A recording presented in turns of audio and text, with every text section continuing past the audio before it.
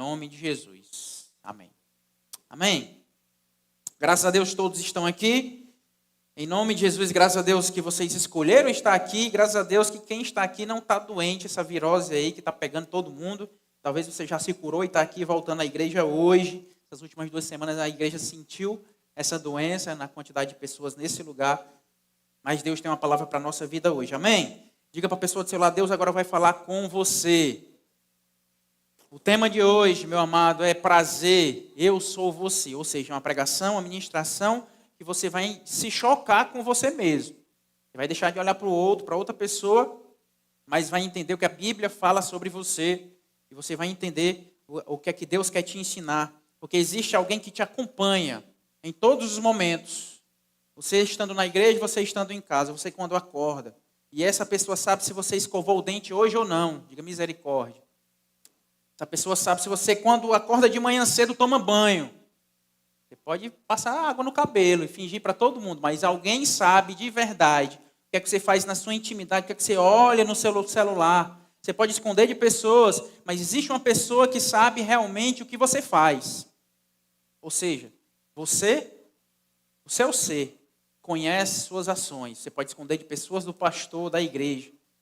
Não esconde nem de Deus, nem de você mesmo. Você sabe quem você é na sua intimidade, nas profundezas do seu coração, a maldade talvez que exista em você. Em 15 anos de psicologia, atuando na clínica, de vez em quando chega alguém na sala e diz assim, olha, Júnior, eu vou falar, mas vou falar toda errada aqui, porque vai te surpreender o que eu vou falar. Eu sempre respondo, olha, dificilmente eu vou escutar alguma coisa que ainda vai me surpreender, porque semanalmente eu entro em contato com as histórias mais difíceis do mundo, histórias do passado, presente, o desejo do futuro, chocantes na vida da pessoa e que dificilmente iria me surpreender. Em 4 anos de pastorado, também já ouvi histórias de erros, de pessoas querendo recomeçar, e histórias que ninguém imagina que o outro seria capaz de fazer. Sócrates, ele diz, conhece-te a ti mesmo. João Calvino tem uma frase parecida com essa. Ele diz o seguinte, o verdadeiro conhecimento consiste em 2 coisas. Quantas coisas, igreja? 2. Primeiro, conhecer a Deus e conhecer a nós mesmos. A ministração de hoje parte disso, de você parar um pouquinho, deixar de olhar tanto para o outro e começar a olhar um pouquinho para si. E ter um mínimo de conhecimento pessoal para que você entenda um pouquinho suas fragilidades, para que você entenda limites, para que você entenda possibilidades e momentos de que você deve recuar ou avançar a partir da sua vida, a partir de você mesmo. Existe um grande homem no Novo Testamento, na igreja primitiva, chamado Paulo. Certamente é um dos homens que, quando eu chegar na eternidade, eu quero me abraçar e conversar bastante com ele. No Novo Testamento nós temos 27 livros. Esse homem escreveu 48% desses livros, se não considerarmos a carta aos Hebreus. Ele fundou mais ou menos 14 igrejas no seu ministério. Alguns teólogos dizem que ele fundou 20 igrejas. O lenço dele curava pessoas tocavam nele, eram curadas através desse objeto dele. Em Atos 19 você vai ver isso. Mas mesmo assim, Paulo escreve o seguinte, Romanos capítulo 7, do verso 18 em diante, diz assim, sei que nada de bom habita em mim. Olha o conhecimento que esse homem tinha sobre ele, isto é, em minha carne. Porque tenho o desejo de fazer o que é bom, mas não consigo realizá-lo. Pois o que faço não é o bem que desejo, mas o mal que não quero fazer. Esse eu continuo fazendo. Ora, se faço o que não quero, já não sou eu quem o faz, mas o pecado que habita em mim. Esse autoconhecimento, esse conhecimento pessoal, deve passar por algo chamado pecado. É inerente entendermos que nós fomos, e toda a humanidade foi afetada pelo pecado. Deus cria Adão com a sua esposa, com Eva, e naquele relacionamento íntimo e verdadeiro e puro, é quebrado por conta do pecado. E o pecado hoje habita em nós nascemos debaixo do pecado. E o pecado é algo forte, a nossa carne grita. Nós amamos o pecado. Frase forte, né? Mas é uma realidade. O meu eu, a minha carne, deseja. O que Paulo está dizendo aqui, olha, o bem que eu quero eu não consigo fazer. Porque esse negócio chamado pecado me inclina, me puxa para perto, como se fosse um imã forte, me atraindo para perto disso. Por isso que eu não compreendo, às vezes, homens que se colocam em posições, status de incaíveis. Sempre que eu vejo alguém se colocando nessa posição, eu digo, misericórdia. Não conhece a si mesmo. Porque o próprio Paulo, apóstolo Paulo, cheio do Senhor, com visões, com experiência, fundador de igrejas, temia, sabia da sua inclinação e entendia o peso do pecado na vida dele. Então essa queda, essa entrada do pecado na história humana, trouxe verdades teológicas gigantescas para a nossa vida, para a minha, para a sua vida. Pastor, então o que o pecado causou em nós? Pelo menos 4 consequências. Primeiro, eu quero falar de uma doutrina bíblica chamada depravação total.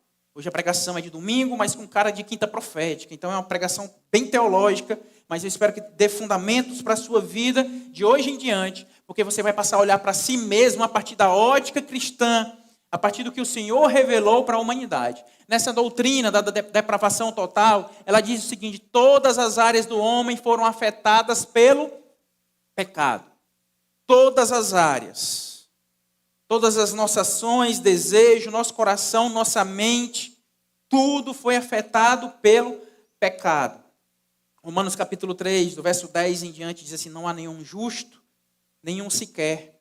Não há ninguém que entenda, ninguém que busque a Deus. Todos se desviaram, tornaram-se juntamente inúteis. Não há ninguém que faça o bem, não há nenhum sequer. Você já fez aquela pergunta, pastor? Por que coisas ruins acontecem a pessoas boas? Porque eu conheço a minha avó, pastor, tão boa. Por que coisas ruins acontecem? Por que aquelas enchentes alagaram igrejas? Eu vi uma igreja que foi arrastada nas enchentes lá em Minas Gerais. Por que coisas ruins acontecem a pessoas boas? O que o texto diz? Não há pessoa boa. O pecado que habita em nós e habita em nós nos faz pessoas más. Nosso coração é mau, é inclinado para o mal. E a segunda consequência do pecado é justamente essa: ele afeta todas as áreas do homem. A gente já pensa com pecado, a gente já doa no pecado, a gente já ajuda no pecado, esperando o reconhecimento de pessoas. A gente já prega no pecado, sendo o coração tentado a falar coisas para que a igreja reaja. E aí, a segunda consequência é que nós, a partir do pecado, fomos inclinados ao pecado. Ou seja, é como se realmente um pecado nos chamasse. Então, a segunda consequência, irmão, em nome de Jesus. Vai, inclinação. O que o pecado causou em nós? Amém. Inclinação ao pecado. Então, o que é que essa doutrina aqui diz? O ser humano possui uma inclinação natural ao pecado e é natural. É uma inclinação desde muito novo. Eu tinha um professor na psicologia, ele falava, algumas disciplinas dele era da disciplina da psicologia da infância, ele sempre dizia assim: criança é cruel. Era meio que o jargão dele. Ele ia dar exemplos que criança, olha, não tem muito pudor. Ela ri, se o outro cair na frente dela, ela vai rir. Se ela achar alguém parecido com uma bola, ela vai chamar a pessoa de gorda, de bola. Não tem filtros para ela. Ela é cruel. Se a pessoa vacilar com ela, ela vai ter apelido. O cearense, criança, então, vai mangar, vai expor, vai fazer o que for. E ele sempre dizia: olha, criança é cruel. Então, desde cedo, essa inclinação para o mal está em nós. Gênesis capítulo 8, após o dilúvio, o Senhor olha para a humanidade, verso 21, diz assim: nunca mais amaldiçoarei a terra por causa do homem, porque a inclinação do seu coração é má desde a infância. Primeiros traços aqui desse tema da pregação de hoje, você está se autoconhecendo hoje, você vai repetir para você mesmo dizer: eu sou mau. A Bíblia diz que o nosso coração é inclinado ao mal. Toda aquela casca de pessoa boa, aquela pessoa que merece ir para o céu, sabe? Que isso é uma pessoa boa, pastor, eu mereço ir para o céu porque eu sou tão bom. Todos estamos debaixo do pecado e nós somos pessoas más desde a infância. E isso tem implicações. O pecado, ao chegar na nossa vida, na humanidade, faz com que o maior campo de batalha do cristão não seja o mundo exterior, mas o seu coração. John Stott, ele tem uma frase que diz justamente isso. Que você talvez veio para cá com lutas internas, pensando no vizinho, pastor, não durma aos domingos, porque o vizinho liga o som alto, eu estou sendo perseguido no meu trabalho, são perseguições dentro do trabalho, fora do trabalho. Mas o seu maior campo de batalha é o seu eu interior, é o seu coração. Gálatas capítulo 5, verso 17 diz, pois a carne deseja o que é contrário ao espírito, e o espírito que é contrário à carne. Eles estão em conflito um com o outro, de modo que vocês não fazem o que desejam. Existe em nós, o pecado habita em nós, e o pecado, a sua carne é inclinada para o mal e deseja constantemente o mal. Você sabe que você não queria, a sua carne não queria estar aqui. Vem o sonozinho do final de tarde do domingo, vem ou não vem? Vem. Vem a rodada do Brasileirão lá para eu assistir. Vem a visita, vem tudo no mundo para a gente não estar aqui. O problema na roupa, o problema com o marido, o problema com o filho, o problema no transporte, vem tudo. E a gente arranja sempre uma desculpa para não estar em adoração, porque a nossa carne não deseja o Senhor. E existe uma batalha do Espírito que habita em nós, com a nossa carne, que sou eu. A minha inclinação que não quer as coisas de Deus. Por isso que é tão difícil ler a Bíblia, por isso que é tão difícil orar, por isso que é tão difícil ter um tempo com o Senhor, participar do GF, por isso que é tão difícil estar na peça, por isso que é tão difícil estar no GF, porque eu não quero. Você não quer, você não deseja as coisas de Deus. Não há quem busque a Deus, o texto romano diz. Só que nós devemos entender que o Espírito que habita em nós nos chama para perto de Deus. Que o Espírito Santo que habita em você tenha liberdade e cada vez mais vá anulando a sua carne, para que você esteja cada vez mais sensível à voz do Senhor.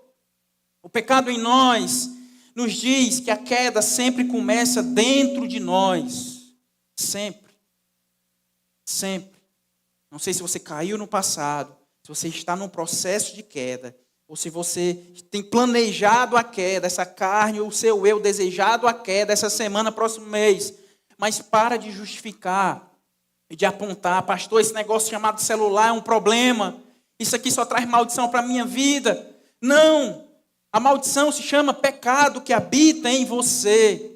Tiago capítulo 1, verso 13 diz assim, quando alguém for tentado, jamais deverá dizer, estou sendo tentado por Deus. Pois Deus não pode ser tentado pelo mal e a ninguém tenta. Cada um, porém, é tentado pelo quê? Pelo seu próprio desejo, sendo por este arrastado e seduzido. Então, esse desejo, tendo sido concebido, dá à luz o pecado, e o pecado, uma vez consumado, gera a morte. Repete comigo, todo pecado gera morte. O pecado é prazeroso no momento, sim ou não? Sim, pode dizer, nós estamos aqui no momento de autoconhecimento, você está... É prazeroso fofocar, é ou não é, igreja? É, a gente se arrepia fofocando. Saber da vida alheia é um negócio bom, pastor. Ou um negócio bom criticar a roupa da outra, do culto, a maquiagem dela. Ou um negócio prazeroso. É bom o pecado. É bom, não é ganhar dinheiro por fora, é bom. É bom trocar de carro de forma ilícita, é bom, a gente tem prazer. É bom, não é olhar para uma mulher bela, é bom. A gente tem prazer, o mal que habita em nós nos inclina a isso. E nós temos desejos e vontades quanto a isso. Mas para, em nome de Jesus, de justificar que foi a roupa da outra. Que foi a tentação do outro, foi a mensagem do outro, foi a minha, não, pastor, eu fiz isso porque a minha esposa me tratava dessa forma. E de repente chegou uma mulher tão gentil comigo e eu caí, mas a culpa é da minha esposa. Nada disso. Você é inclinado e você é tentado pelo seu próprio desejo. Seu eu mesmo. É hora de virarmos homens e dizer, olha, eu assumo minhas vulnerabilidades, meus erros, meus pecados. Esse é você. Você não deseja Deus. Sua carne não deseja, mas ama o pecado. Sua inclinação, sua natureza é essa. Esse é você. Pastor, pelo amor de Deus, o que essas verdades devem gerar em mim? Se eu estou nesse processo de entender que eu tenho uma força em mim, que está implicado em mim, na minha carne, que eu, enquanto estiver nessa terra, não estou livre dela. Essa inclinação, essa depravação em mim, o que é que isso gera em mim? Primeira coisa, você não conhece plenamente você mesmo. Você vai se surpreender com você mesmo algumas vezes na sua vida. Alguém já passou por isso? Algumas vezes. Eu achei que eu não ia reagir. Fui trancado no trânsito. Não, de boa, deixa eu seguir. Que nada, baixei o vidro, esculhambei o cara. Que negócio é esse? Quem era aquela pessoa? Por que reagi daquela forma? Por que eu não abri? Por que eu não doei? Por que eu falei de maneira agressiva com aquela pessoa? Então você não conhece você mesmo. Pastor, por que eu peguei na mão dela? Por que eu aceitei aquela cantada? Eu não sou assim. É sim. Esse é você. Prazer. Esse é você. Inclinado ao mal. Segunda consequência disso é que você não vai conhecer plenamente o outro.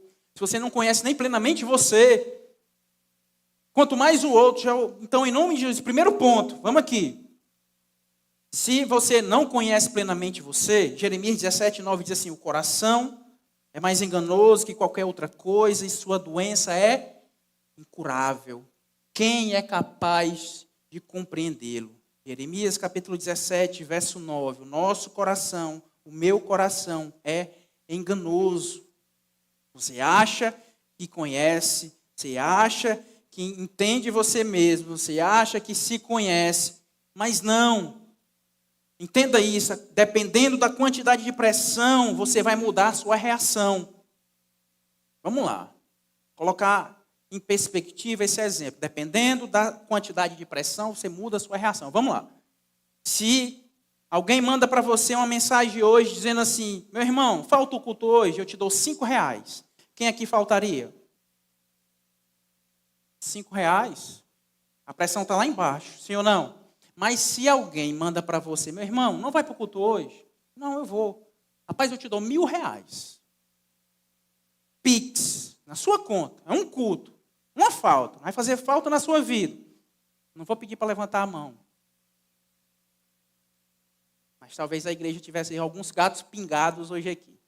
Inclusive o pastor talvez tivesse: meu Deus, vai faltar uma pregação, 1.000 conto. A minha carne deseja isso. Dependendo da pressão, eu mudo a minha reação. É diferente a gente chegar, olhar aqueles políticos ali, Brasília deve ser lavada, não presta nenhum, nem nada. É diferente de você aqui. Alguém querer, olha, me deu o troco errado aqui, deu R$2, aí lá vai o crente se achando bom, meu irmão, você me deu R$2 a mais. E você cheio de si mesmo, olha aqui como eu sou bom, devolvi R$2 do troco errado que me deram. E de repente R$2 milhões assim na sua mão. Dependendo da pressão, você pode reagir de maneira diferente. Sim ou não? Dependendo da pressão, você pode balançar um pouquinho. Pastor, passei ali na obra, não vai ser a obra da igreja, em nome de Jesus. Passei lá e os trabalhadores dando psiu para mim. Vão se converter, seus esculhambei, porque eu sou crente, eu sou lavada. Mas aí a pressão muda quando no trabalho tem a pessoa gentil. O cara fala manso, com a vozinha doce, leva um cafezinho para você, está do lado, elogia sua roupa, e devagarzinho a pressão vai aumentando. Pastor, eu tenho uma atenção que eu não tinha, tenho um cuidado que eu não tinha. E aí, de repente, eu não percebi e reagi, comecei a trocar olhares e mensagens. A pressão mudou, a reação mudou. Esses dias eu vi um vídeo, um casal de namorado. Chega um cara, um youtuber aí, e oferece para a menina R$2.000 por um beijo. E ela balança. E olha para o cara, esperando a reação dele. Aquilo aí foi o suficiente para o cara sair de perto. Ainda bem que ele saiu. Mas dependendo da pressão, a pessoa reage. Pessoas que paralisaram no momento de agressão. Se eu for ofendido, se eu for falarem isso comigo, eu reajo, eu bato boca. E ficaram caladas. Porque você não conhece suas reações. Alguém aqui já reagiu a um assalto? Alguém planeja reagir a um assalto? Misericórdia, não reage. Mas existe uma possibilidade no negócio. O ladrão chegou, lá e vai o irmão, carneiro. Se bola com o cara no meio da rua, o cara armado. E depois vai cair a ficha. Meu Deus, minha esposa, o Manelzinho, eu ia deixar tudinho. Por causa de um celular. Dependendo, a gente não se conhece no momento de pressão. Cuidado, em nome de Jesus. Você não pode confiar em você mesmo. Pastor, misericórdia. Eu tinha uma confiança que eu não ia cair. Mas esse sou eu, inclinado para o mal. Eu posso cair. Pastor, eu tenho 80 anos, me respeite. Sua idade, meu amado, não vai dizer se você vai se manter perto ou não do Senhor. Então, o que é que eu posso fazer? Se não podemos confiar em nossas reações, o que nós podemos fazer? Pelo menos 3 coisas. Vamos lá comigo? Primeira, evite. Segunda, fuja. Terceira, desconfie. Vamos de novo? Primeira, evite, fuja e desconfie. Se você não quer cair, se você não quer perder seu casamento, perder os projetos de Deus para a sua vida, se você está entendendo que você é inclinado ao mal, que o mal vai sempre te seduzir, e você sempre vai querer essa sedução, você gosta dela, a primeira coisa que você deve fazer é evitar. Provérbios capítulo 4, verso 14. Não siga pela vereda dos ímpios, nem ande no caminho dos maus. Verso 15. Evite-o, não passe por ele, afaste-se e não se detenha. Lembra de Salmo capítulo 1? Não se assente na roda dos evita a situação que pode te tentar mexer com você. Misericórdia, eu nem vou marcar um aniversário de fulano de tal. Eu sei qual o tipo de roupa que vão usar, o tipo de música que vai estar lá, o tipo de bebida que eu gosto que está lá. Minha carne quer aquele negócio. Eu nem vou. Evita, em nome de Jesus. Charles Spurgeon, ele diz que a melhor maneira de vencer a tentação, muitas vezes, é manter distância dela.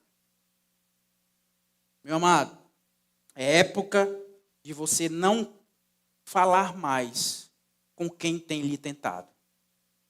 Pastor, está ensinando a gente não falar com pessoas, sim. Se tem te tentado, se essas mensagens estão te seduzindo, te aproximando para um alvo da queda, é época de você fugir, evitar. Em nome de Jesus. Se você confia demais, pastor, é só uma carona, evita. As irmãs da igreja sabem, o pastor não dá carona na igreja. Olha, o pastor é chato, a não ser que eu esteja sempre ando com o Bielzinho, aí eu me dou o direito, ando com meu filho, ou com mais algumas pessoas, ou com minha esposa, outras pessoas aí. Mas vocês veem, às vezes, eu fico morrendo de pena, de dó. Algumas irmãs indo para Carapé a pé, eu voltando sozinho no carro. Não posso parar para dar carona. Não posso. Eu devo evitar. Amém? Deve evitar. Porque não existe uma pessoa que que não caia. Não existe o incaível. Deus trouxe essa mensagem hoje aqui, talvez para salvar vidas, casamentos, famílias, histórias e para restaurar padrões na vida de pessoas aqui, em nome de Jesus. Você talvez estava olhando demais para si, confiando demais em você, e a primeira mensagem é evitar. Evita a situação, evita o contexto, saia dessa circunstância em nome de Jesus. Volta lá aquele slide, irmão. Segunda coisa, evitar. Segunda é fugir. Mola. Diga para o irmão do seu lado, mola. Em nome de Jesus. Mola, irmão. Pega o beco. Você não consegue resistir. Bate no peito assim, eu não consigo resistir. Você, uma hora, dependendo da pressão, você vai ceder. Sua carne está gritando, querendo isso. 1 Coríntios, capítulo 6, verso 18, diz, fujam da imoralidade sexual. Qual é o conselho aqui? Fujam. Na nova tradução do Ceará diz o quê? Mola. Pega o beco, fuja da imoralidade sexual. Não tente resistir. Eu vou, não dá em nada não. Eu sou crente, eu sou pastor na igreja, eu tenho tantos, me respeito, tenho tantos anos de crente, nada. Fuja. Se tem te tentado, fuja. 2 Timóteo, capítulo 2, 22. Fuja das paixões da mocidade. Fuga. Pega o beco. Em nome de Jesus. Fuja. Em nome do Senhor Jesus. Certo jovem chegou aqui para mim, pastor. Estou sendo tentado no meu trabalho. Já tentei de todas as formas. Não dá. Eu sou muito bonito. Eu olhando para ele, rapaz. A história não está batendo com a pessoa que está contando. E as meninas são atraídas por mim, ficam com gracejos no trabalho. E eu olhei para ele, meu irmão, sai do trabalho. Sai do trabalho. Você quer perder seu casamento? Uma hora, dependendo da pressão, você vai cair. Já pensou? Vem o final de semana perfeito, sua esposa chata, lhe trata mal, não quer nem olhar para você, e já está uns 15 dias que vocês não namoram, não tem contato, e na segunda-feira, aquela chega toda gentil, com a roupinha e não sei o quê, e vocês estão numa sala sozinhos. Fuja, não espere essa situação. Pega o beco em nome de Jesus. Casais de namorado aqui da igreja. Deus nos chamou para um namoro santo, puro, amém? Sexo é dentro do casamento. Pastor, estou aqui, saiu meu pai, saiu minha mãe, estou aqui com minha namorada na sala sozinha assistindo a Netflix, mas não dá nada demais. Dá, fuja, vai para a calçada, vai para o meio da praça. Fuja, porque a sua carne vai querer algo a mais. Terceiro ponto, desconfie. Desconfie de quem? De você. Sempre desconfie, nunca esteja seguro sobre você mesmo, porque você acabou de conhecer você mesmo, que você é inclinado para o mal. O pecado sempre vai te atrair. Provérbios 28, 26, quem confia em si mesmo é insensato, mas quem anda segundo a sabedoria não corre perigo. Existe algo na psicologia chamado autoengano. É um conceito forte, grande. Tem um certo estudo lá em Harvard que chamou um punhado de pessoas para uma sala. E era uma regra simples. Olha, terão 10 perguntas, 20 perguntas aqui. Quem acertar mais, ganha mais. Vamos lá, é R$100 por pergunta. E aí, mas algo simples você poderia fazer. Olha, você vai responder, só que aí ninguém vai saber o que você respondeu. Depois que você responder no papel, você pode amassar e joga no lixo. E você vai me dizer quantas você acertou. Claro que depois o estudo era esse, pegar os papéis, ver e comparar com a resposta das pessoas verbal, com o que elas colocaram no papel. As pessoas sempre mentiam, tinham a tendência de aumentar. Mas o que chamou a atenção foi o seguinte, se ela acertou 13, ela dizia, não, acertei 15. Vou ganhar mais 200 aqui. Mas nunca dizia muito além. Qual é a sacada do estudo, pastor? É porque nós achamos que existe uma margem, que nós continuamos sendo bons. 2 a mais ainda dá. 7 a mais não. Então não vou dizer que foi 7, não, foi só 2 a mais. Nós temos isso em nós. Nós achamos que mentimos pouco. Que existe uma margem tolerável. Pastor, essa é uma troca de mensagem. Não é. Não é. Você já está traindo a sua esposa. Você já está traindo o seu marido. Entenda o seguinte, existem 6 mentiras que o coração humano conta. De maneira bem rápida, vou citar cada uma delas. Primeiro, nós dizemos para nós mesmos, eu consigo parar quando eu quiser. Para, não para. Vai ter a próxima, vai ter a próxima. Você é escravo do pecado. João capítulo 8, 34 diz, todo aquele que vive pecando é escravo do pecado. Segunda mentira, não é tão grave assim. É só uma mensagem, pastor. É só uma gentileza, pastor. É só uma troca de olhar, pastor. É só R$10 a mais, pastor. Não é tão grave assim. Para que esse alarde todo? Foi só uma besteirinha de nada. Provérbios 14, 12. Há caminho que parece certo ao homem, mas no final conduz à morte. Sua carne sempre vai querer mais. Terceira coisa que a gente diz. Todo mundo faz. O que é que a nossa mãe responde? Você? Não é todo mundo. Todo mundo está fazendo, pastor. Todo mundo está se vestindo assim na igreja. Todo mundo está faltando GF. Todo mundo está servindo na igreja. Você está em GF. Todo mundo, e todo mundo, e todo mundo.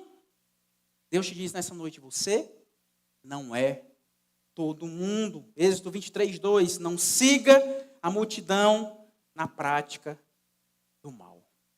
Repete comigo, não importa o que todo mundo está fazendo, eu devo ser diferente. Amém? Não importa o que a multidão está fazendo, minha conduta, o meu comportamento deve agradar a quem? Ao meu Deus. Ao Deus Todo-Poderoso. Quarta, ninguém vai bobinho. Ninguém descobre, está tão bem feita, está tão amarrada, as pontas, a gente tem um acordo aqui, e só eu e ele sabe, e não tem como descobrir isso. Eu estou fazendo no meu quarto, no meu secreto, com o meu celular, ninguém vai ver. Mentira, teu coração mentindo para você. Hebreus 4:13, nada em toda a criação está oculto aos olhos de Deus. Deus está do seu lado, vendo a marmota, a sua arrumação. Estava lá na igreja, agora já voltou em casa para fazer isso aqui. Deus está vendo tudo. Você perdeu o temor de outras pessoas, meu amado, não adianta esconder. Deus conhece cada detalhe da sua vida. Quinta coisa que o coração diz, eu mereço isso. Eu mereço essa atenção, eu mereço esse passo, eu mereço essa riqueza, eu mereço, trabalhei tanto, eu mereço. Porque o nosso coração transforma desejo em direito. É ou não é? A gente acha que mereço uma esposa melhor. Olha como é que essa aí se veste. Camisa de candidato Freitinha. Qual foi o ano? Nem sabe, as filhas nem sabem. Olha aí, como é que ela vai dormir, a camisola dela, Freitinha no peito. Eu mereço, corra melhor. E aí, o coração começa a pedir esse tipo de coisa. Última coisa, só dessa vez. Para nessa? Para ou não para? Nunca para. Vai ter a próxima, e a próxima, e a próxima. Porque nós somos inclinados para o mal, nosso coração não se satisfaz. O pecado, ele sempre promete ser a última vez. O que você tem que fazer? Mola, evitar. Se afasta em nome de Jesus. Se você não conhece plenamente você, repete comigo, se eu não conheço a mim mesmo, vai. Se eu não conheço, quanto mais o outro. É ou não é? Então, segunda verdade, a aplicação para hoje à noite. Você não conhece plenamente o outro. Já escutou aquelas expressões? Eu boto a mão no fogo pro fulano. A partir de agora você vai dizer, bobinho. Olha que louco. Você não conhece nem a você mesmo. Quanto mais o... Não, o tecladista da igreja bota a mão no fogo, bota o nada.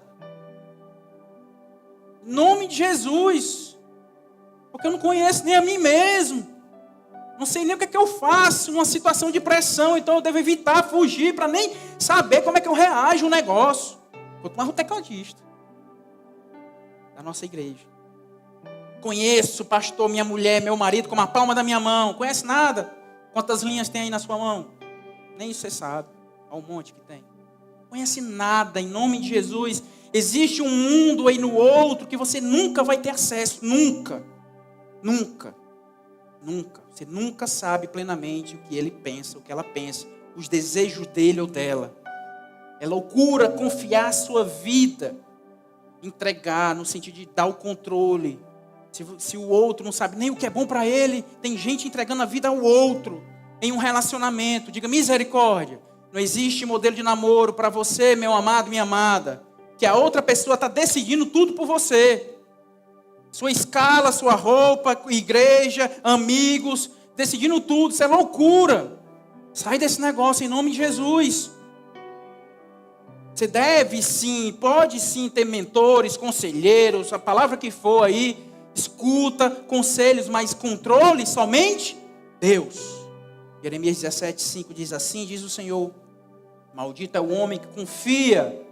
Pastor, então agora eu não vou confiar em mais ninguém não, confiar em entregar a sua vida, confia nos homens ao ponto de, olha, eu me rendo à sua vontade e faz da sua humanidade mortal o seu braço, mas cujo coração se afasta do Senhor. O que a queda do outro gera em você é apontamento? É julgamento? Em nome de Jesus aqui não. Se você não conhece nem você mesmo, se você não sabe, se dependendo da situação você não agiria de forma ainda pior, o que é que isso deve gerar em nós, igreja? Receio, sim ou não? A gente sabe que fulano caiu, o que é que a gente tem que dizer? Misericórdia, Deus me guarda, Pai. Poderia ser eu. Poderia ou não? Poderia sim. Não existe um erro do outro que não possa ser o seu erro. Um grande autor chamado Philip Yancey, eu tenho livros dele na minha casa. Estava num relacionamento extraconjugal, um americano, um teólogo famoso. Quando eu soube disso, meu Deus, misericórdia da minha vida, Pai. Que amanhã não seja eu, em nome de Jesus. Tenha graça sobre mim, Pai. Pastor, estou com medo agora. Já não me conheço. Já não conheço o outro que eu achava que conhecia. De que forma essa ministração de hoje pode ser aplicada na minha vida? Tem alguns pontos aqui que certamente vão ser aplicados para a sua vida. A minha oração hoje, Deus me dando essa ministração, Deus, que nunca mais nós sejamos os mesmos. Que o Senhor esteja desfazendo laços de cilada do mal no nosso meio. Toda pregação, toda palavra que vem do Senhor, em nome de Jesus, é livramento de Deus para a nossa vida. Então, vidas aqui estão sendo poupadas de quedas. Se você aplicar isso na sua vida a partir de hoje, em nome de Jesus, amém? Nós temos que nos afastar do legalismo de apontar para o outro e acharmos santos, puros, imaculados. Você, quando vê o outro, você vai lá e resgata e diz: poderia ser eu, misericórdia, Pai. Porque essa pressão não veio na minha vida, porque eu poderia ter reagido dessa forma. Misericórdia. É tempo de resgatarmos vidas, amém, igreja? Não mais julgarmos, não mais apontarmos. Então, aplicações finais para a nossa vida. Primeira coisa, sua maior luta. Contra quem é a nossa maior luta? É contra o diabo? Nada. Diga para a pessoa do seu lado: sua maior luta é contra a sua carne. É contra você mesmo. Tem muito crente subindo um monte, não está errado, e fazendo isso, e o jejum, e o cão, pastor, estava na janela, e estava no quadro, estava no brinquedo, e isso, aquilo. Pastor, como é que eu me blindo, como é que eu me guardo desse negócio? Faça isso, não perca esse temor. Você está em batalha espiritual, sim, mas a maior luta é contra você, sua carne. Você vai ser inclinado e puxado. Imagina, em nome de Jesus. Como é o nome desse irmão aqui, que está no celular aqui na minha frente? Como é teu nome, irmão? Jonas. De repente, o Jonas veio querer peitar o pastor. Eu olhei aqui para o tamanho dele. Fica em pé aí, Jonas, só para ver a tua altura. Dá para o gasto. O pastor ia para cima. O que é? Mexeu com o quê? Com meu filho? Vem cá, Jonas, vamos aqui para o combate. Vamos marcar aqui uma Viva Jovem combate aqui, eu e o Jonas. Boa ideia. Ia lotar. Mas de repente, quem mexeu foi o Gessé. Fica em pé aí, Gessé, pegou um negócio. O pastor já vai e faz o quê? Vamos sentar, irmão, vamos conversar. O que é que você fez? Por que você fez? Porque quando dá para nós, a gente enfrenta, sim ou não? Mas quando é maior do que nós, a gente recua. Sabedoria. É por isso que você está vivo aqui. Você recuou algumas vezes na sua vida. Sabe o que a Bíblia manda em relação ao diabo? Tiago capítulo 4, verso 7. Diz assim: portanto, submetam-se a Deus e resistam ao diabo, e ele fugirá de vocês. Pegaram? O diabo é quem? O Jonas. Vocês estão entendendo o exemplo, pelo amor de Deus. Dá para peitar, dá para resistir, e ele foge de vocês. Mas sobre você mesmo, seus desejos, sua carne, qual é o conselho da Bíblia para a gente? 2 Timóteo, capítulo 2, verso 22. Fuja das paixões da mocidade. Minha carne é o Gessé. Mola, nem quero. Me afasto. Então a sua maior batalha é contra o diabo? Não. É contra seus desejos. É a sua carne. É você que quer. É o diabo que colocou, eu não. Rapaz, o diabo armou uma para mim, pastor, não teve como fugir nada, você queria. É claro que o pastor não vai responder dessa forma para você, mas no meu coração, tu queria, mano. Tu queria. Eu desejava isso, você teve prazer nisso, no pecado. Eu não me engano não, porque eu conheço a Bíblia. Eu me conheço. Sei os meus desejos. Então, em nome de Jesus, o meu interior, como está o meu interior? Como é que está o seu interior, igreja? Marcos capítulo 7, Jesus diz, verso 21. Pois Do interior do coração dos homens vêm os maus pensamentos, as imoralidades sexuais, os roubos, os homicídios, os adultérios. Vem da onde tudo isso, igreja? É o diabo? É a circunstância? É o político? É o Lula, o Bolsonaro? Não. Vem da onde? De mim mesmo. Imoralidade, roubo, homicídio, adultérios. Verso 22, a cobiça, maldade, engano, devassidão, inveja, calúnia, arrogância, insensatez. Todos esses males vêm da onde? De dentro e tornam o homem impuro. A maior luta é contra a sua carne. Então entenda a sua responsabilidade. Pastor, misericórdia, então o que é que eu faço? Existem 2 cães dentro de você. 2 animais ferozes dentro de você. Em luta constante. Lembra lá de Gálatas? É o quê? A carne e o espírito. Como é que um vai vencer o outro? Com quem eu alimentar mais. Quem você alimentar mais vai estar mais forte para vencer essa batalha. Se o crente vem para cá uma vez por semana, escuta 40 minutos de ministração e pronto, fechou seus ouvidos para Deus, não lê Bíblia, não tem devocional, não tem nada, e passa o dia inteiro em celular, em brincadeira, em conversa e no trabalho, você está alimentando quem? Carne. Aí sua carne está forte. É o Jessé na sua vida. Alimente o Espírito em nome do Senhor Jesus. Crente, não negocie sua vida com Deus, amém? Todos os dias você deve alimentar o seu Espírito. Alimentar o Espírito Santo que habita em você. É leitura da Bíblia, amém? Não tem fórmula.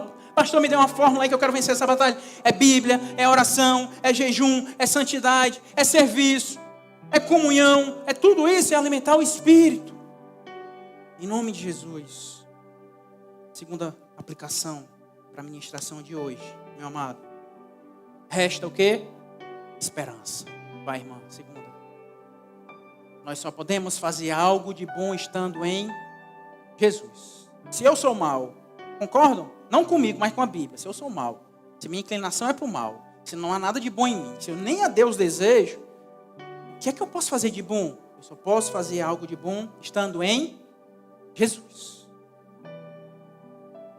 Ezequiel, existe esperança para a nossa vida? Pastor, perdi minha esperança hoje, eu estou saindo frustrado da igreja. Você olhar para você mesmo, vai baixar sua bola, mas isso é necessário.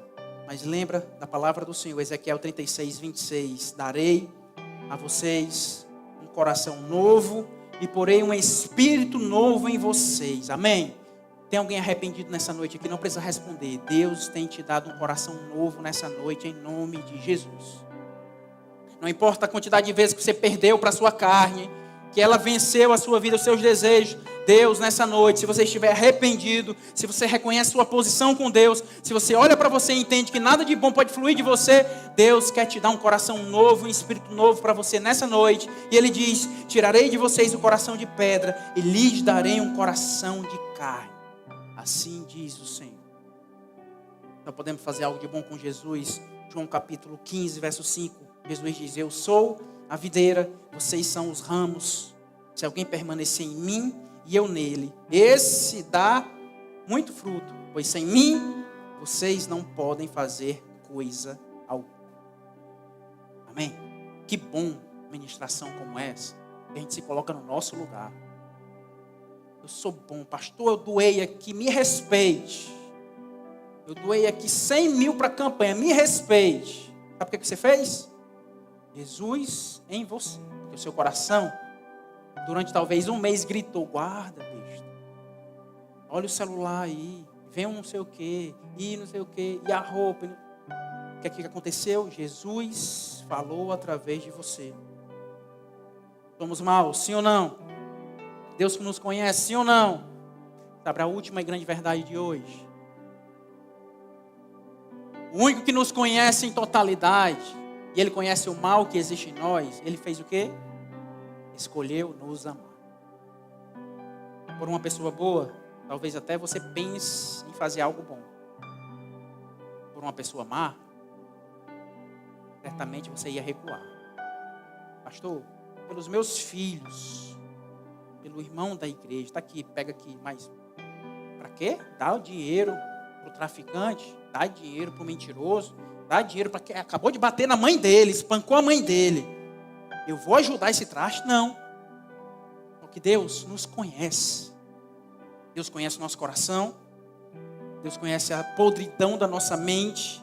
Deus conhece os nossos desejos e inclinações. Mas mesmo assim, Ele tendo acesso a tudo de ruim que existe e habita em nós, Ele escolheu te amar. Última vez que você vai falar com a pessoa nessa noite, pelo menos se você não morar com ela, diga para ela: Ele te ama.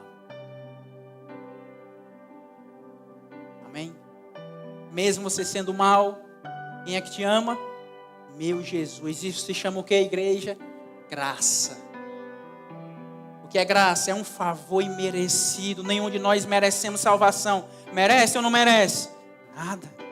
Nada de bom habita em mim. E mesmo Ele sabendo, conhecendo minhas inclinações e minha podridão, o que eu já fiz e o que eu ainda vou fazer, Deus já sabe. Mesmo assim, Ele te trouxe hoje aqui para te dizer: eu te amo. Eu morri por você.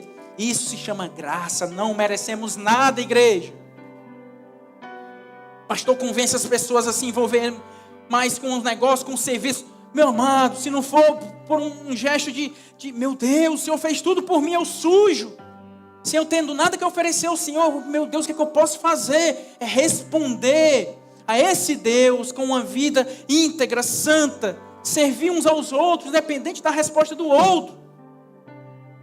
Deus nos conhece plenamente. Salmo 139 inteiro, mas o verso 1 e 2 diz assim: Senhor, Tu me sondas e me conheces, sabe quando me sento e quando me levanto, de longe percebe os meus pensamentos. Mesmo assim, Deus conhecendo nós do primeiro dia ao último dia da nossa vida, Romanos 5:8, mas Deus demonstra seu amor por nós.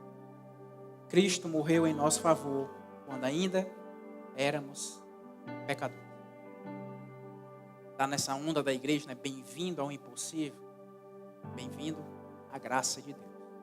Ela te alcançou quando você não merecia.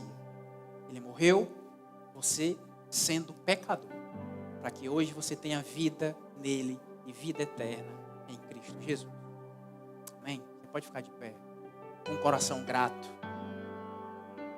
Toda forma de orgulho, depois de hoje, tem que ser quebrada no nosso meio, em nome de Jesus. Não merecemos nada, mas Ele fez tudo por nós.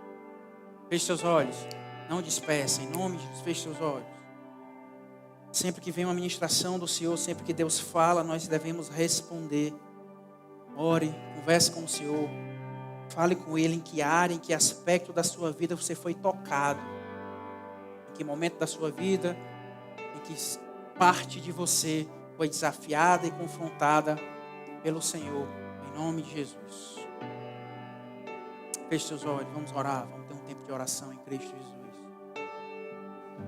Deus, em nome do Senhor, Pai, eu não conheço cada vida, o Senhor conhece as lutas de cada um, o Senhor sabe os segredos que cada um aqui tem escondido uns dos outros, o Senhor conhece as inclinações, os desejos, a mente. O Senhor sabe o nosso coração, o Senhor sabe o nosso histórico, o Senhor sabe a forma que nós chegamos aqui hoje, Deus. O Senhor conhece tudo. O Senhor sabe, inclusive, o que nós vamos fazer, meu Deus, de hoje em diante, meu Pai. Que no nome de Jesus nós possamos entender que nós não somos nada, não podemos nada sem o Senhor. Tu és a videira. Eis-nos aqui, que nós possamos nos arrepender de nossos passos, dos nossos planos, das nossas vontades, dos nossos desejos, meu Pai. Meu Deus, nos afasta de nós mesmos, meu Pai. Ó Espírito Santo, Pai, nos ensina, Espírito amado, a alimentar, a ter vida de devocional, a buscar santidade, Deus. Que nós não venhamos a viver, meu Pai, suscetíveis ao improviso. Meu Deus, não nos deixe cair em tentação, papai. Tem misericórdia de nós, Deus. O mal que habita em nós deseja, meu Deus, tudo que não é do Senhor, meu Pai. Pai, misericórdia, não nos deixe cair em tentação. Que nessa noite se levantem homens e mulheres radicais que irão se posicionar e fugir e se afastar e evitar, meu Pai, e desconfiar de si mesmo, que ninguém aqui se ache seguro, incaível, meu Pai. Em nome de Jesus, meu Pai, que a nossa vida seja constrangida pela Tua graça. O Senhor morreu por nós. Nós ainda envoltos em maldades, pecados, na perdição. Mas mesmo assim, Jesus, mesmo sem merecermos, o Senhor nos salvou, nos resgatou. Não merecemos um segundo na eternidade, Pai, por nós mesmos não. Mas a Tua graça, o Teu sacrifício, o Teu sangue nos comprou, nos lavou, nos purificou. E hoje podemos entrar ousadamente na presença do Senhor. Hoje nós temos um novo coração, uma nova vida em Cristo Jesus. Te damos graça por isso, Pai. Em nome de Jesus.